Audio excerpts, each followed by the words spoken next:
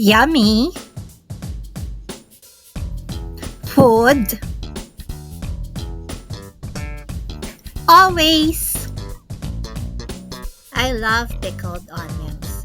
I have a friend who makes it, but then she lives so far away, so I thought I'd try to make it myself.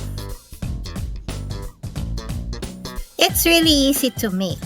First, just mix the salt, sugar, and beetroot powder together. Then add a cup of hot water and mix it.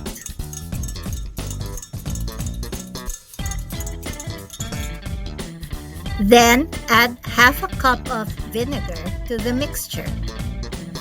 I chopped the onions before I made the vinegar mixture. Make sure though to disinfect the bottle before you do anything.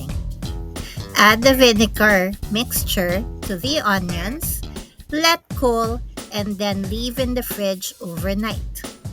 We used it the next day for tacos. It was awesome. From now on, we'll just make a new batch every time we need it.